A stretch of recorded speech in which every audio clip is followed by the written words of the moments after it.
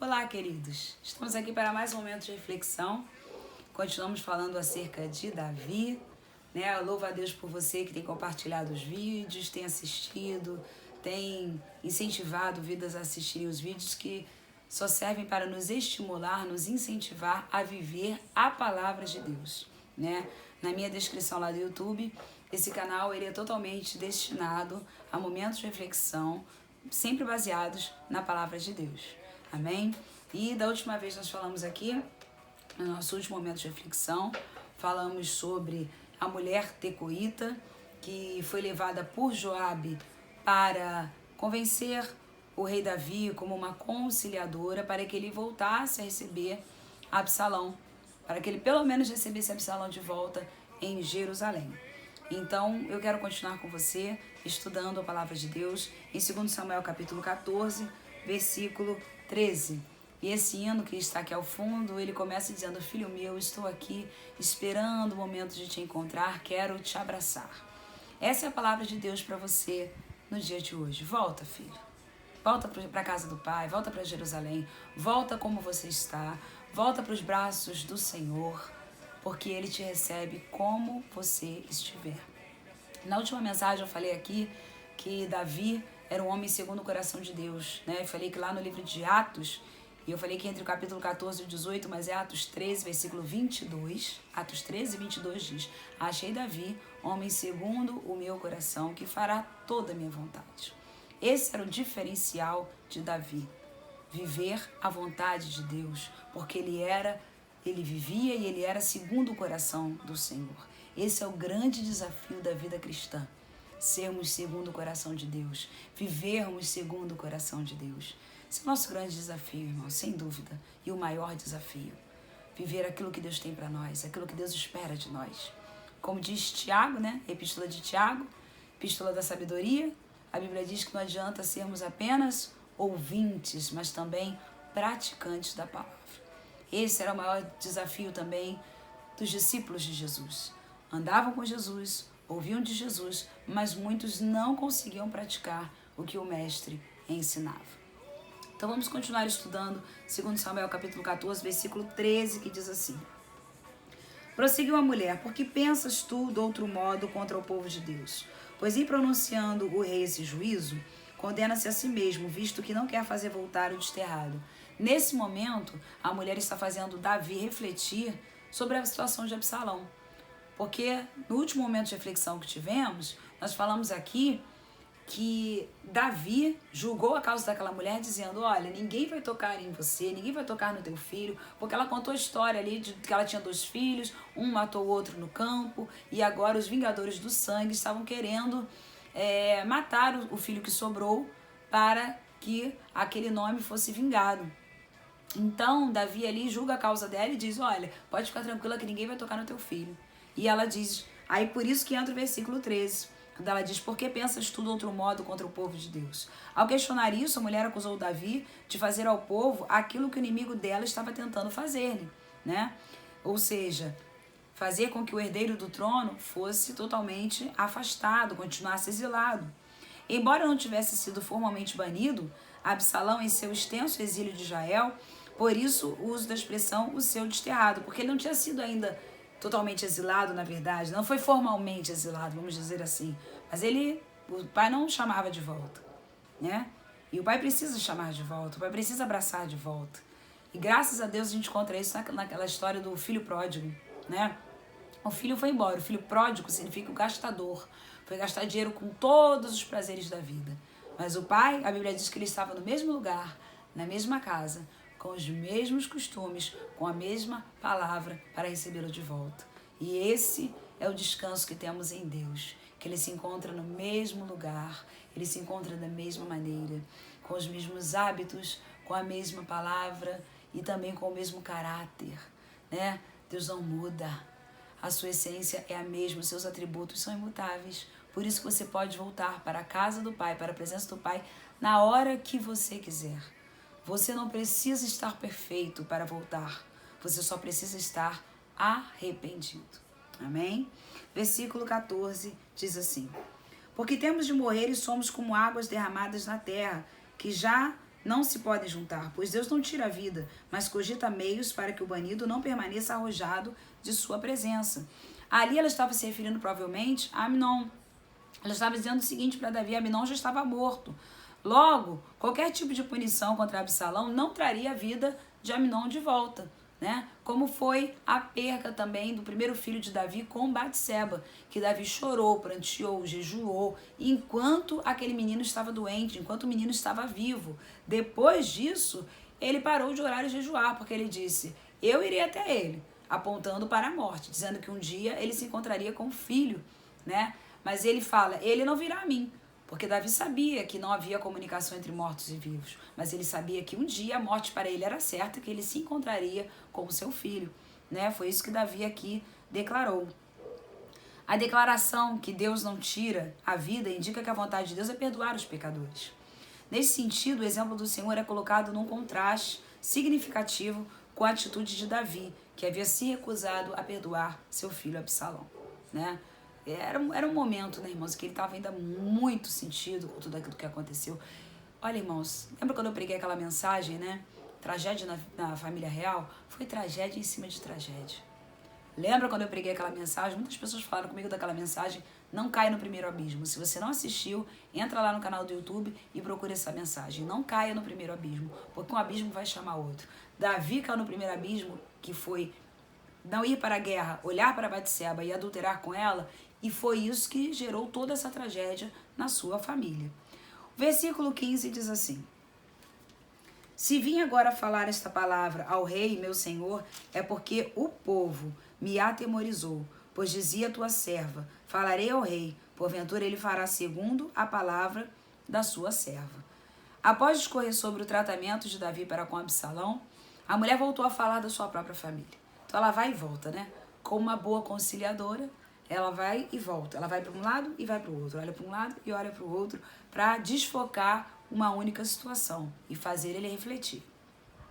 Ao afirmar o povo me atemorizou, a mulher disse que estava com medo de perder seu filho para os vingadores de sangue. Era isso que ela estava querendo dizer, né? Versículo 7 diz que ela estava ali sendo procurada pela sua parentela porque queriam que o sangue do seu filho fosse vingado. Versículo 16 diz assim: porque o rei atenderá para livrar a sua serva da mão do homem que intenta destruir tanto a mim como a meu filho da herança de Deus. Então ela estava confiante que Davi seria usado para livrar a sua própria vida, né? O homem que intenta destruir tanto a mim como a meu filho. Só que a vida dela ali não estava em jogo, não estava em risco. Mas essa expressão significa que se o rei intervisse, ela não teria sua família extinta, o seu último descendente extinto, né? Por isso que ela fala que tanto a vida dela seria poupada quanto do filho. Por quê, irmãos? Quando alguém da família é atingido, todos são atingidos. Quando um ente querido morre, toda a família perde, né? Quando alguém fica doente, todos ficam doentes junto com ele. Isso eu estou falando de uma família normal, dentro dos padrões de Deus. Eu sei que tem aqueles que se esquecem dos entes doentes, aqueles que se pouco ligam para a morte de alguém. Eu sei que existem esses casos extras, né? Mas estou falando da família que vive uma vida normal, aquilo que Deus implantou em nosso coração. Como eu disse no outro vídeo, chorar com os que choram, né? Pode ver, quando alguém perde um ente querido, irmãos, a família toda fica muito abatida. E é isso que ele estava dizendo, que isso evitaria o mal dela e o mal também do seu próprio filho. Versículos 17 e 18 diz assim: dizia mais a tua serva: seja agora a palavra do rei, meu senhor, para a minha tranquilidade. Porque como anjo de Deus, assim é o rei, meu senhor, para discernir entre o bem e o mal. O Senhor teu Deus será contigo. Então respondeu o rei e disse à mulher: peço-te que não me encubras o que eu vou te perguntar, né? O que eu te perguntar. Respondeu a mulher: pois fale o rei, meu senhor. Em primeiro lugar, ela compara Davi a um anjo de Deus. A mulher sugere que o rei tivesse uma habilidade sobrenatural no exercício do julgamento, né? O nosso Deus, ele é assim. E ali Davi, ele era visto também como um representante de Deus na terra, né? Alguém que julgaria em nome do Senhor segundo a lei de Deus. Porque o reto juiz, o nosso reto juiz, o Senhor, ele julga segundo a sua lei, que é a palavra de Deus. Tudo que Deus tiver que julgar a meu favor e a teu favor será baseado na palavra. Assim como o juiz só pode julgar segundo a lei. Se ele não estiver embasado na lei, aquele julgamento não será verdadeiro, não será útil. Então Deus só julga segundo a sua palavra. Por isso que Davi naquele momento é comparado até ao anjo, né? O anjo de Deus, como também os pastores são comparados ali, principalmente o pastor que é a liderança da igreja, é comparado sempre, como diz no Apocalipse, ao anjo da igreja escreve, né? Então são pessoas que são representantes de Deus na terra e também entende-se que essas pessoas deveriam ser a boca de Deus na terra, ok? E ela usou elogios para o rei, né? Quando chama ele de anjo de Deus. Quem tem poder de persuasão sabe disso. Elogia o que a pessoa faz. Sabe como é que a gente faz com que o marido faça alguma coisa pra gente? Fala que ele faz aquilo muito bem. Ai, meu amor, eu amo o seu arroz. O seu arroz é melhor que o meu. Ele faz. Ai, meu amor, arruma a cama. Eu não gosto de arrumar a cama porque você arruma como ninguém. Ele faz. A mulher sabia disso com o seu poder de persuasão ali de Eva, né? Olha a Eva ali dentro dela. E ela começa a elogiar o rei para que ele pudesse agir em favor dela. Não é assim com os maridos? Interessante isso, né, irmãos? Ela usa elogios e depois um apelo por misericórdia para conseguir que Davi agisse. Versículos 19 e 20.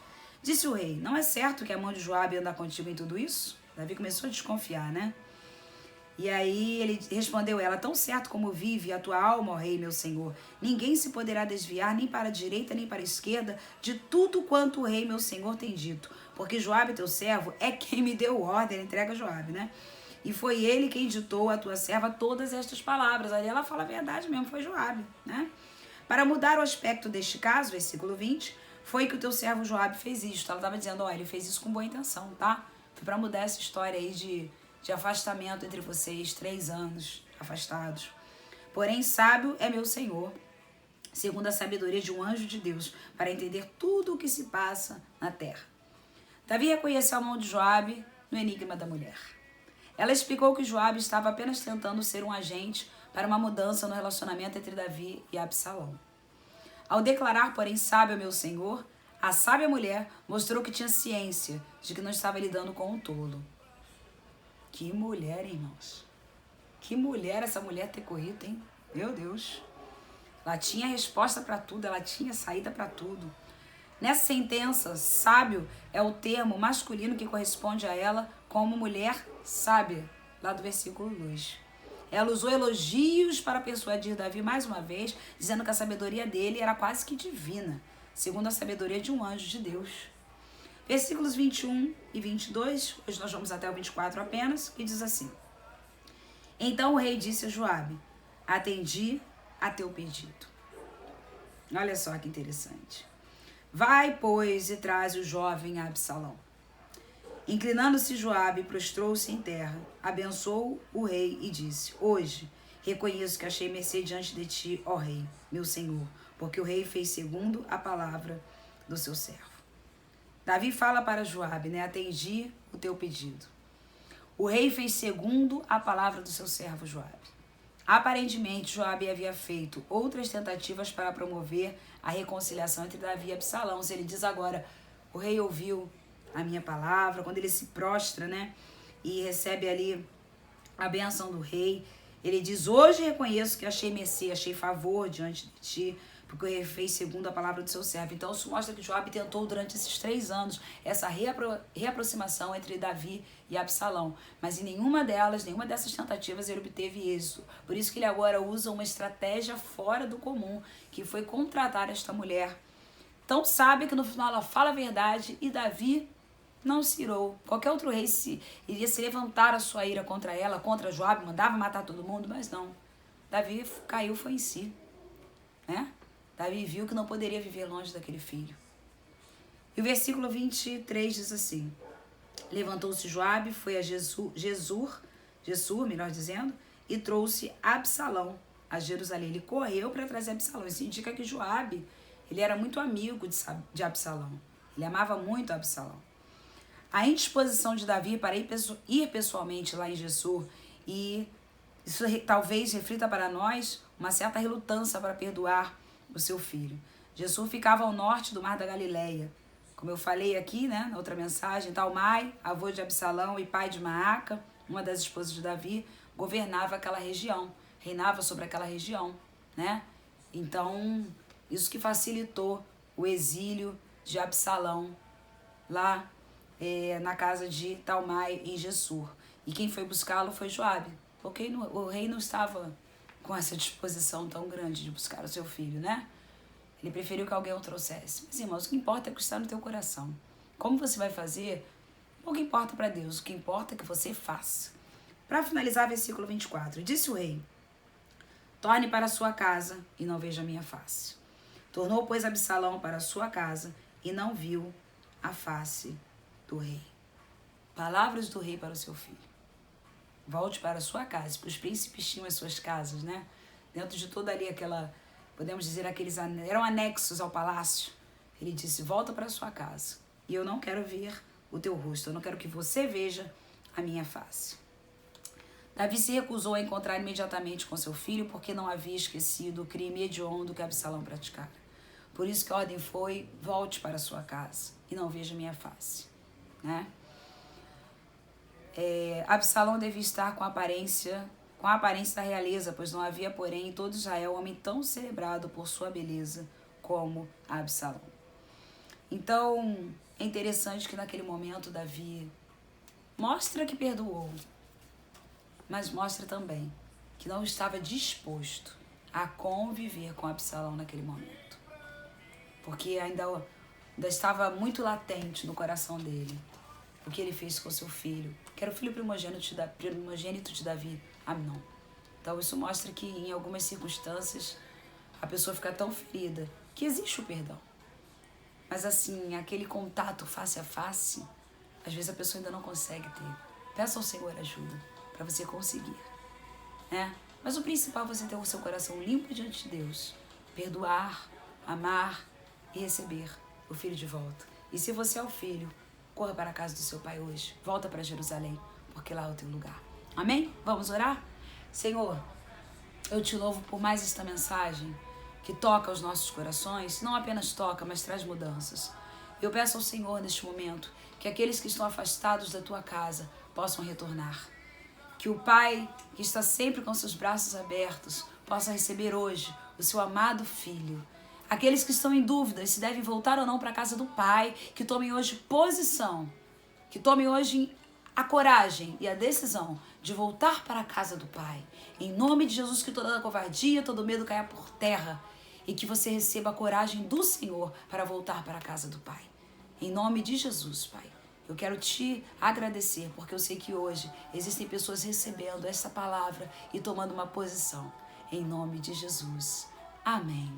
E amém. Amém, queridos? Até o próximo momento de reflexão e que Deus abençoe a todos.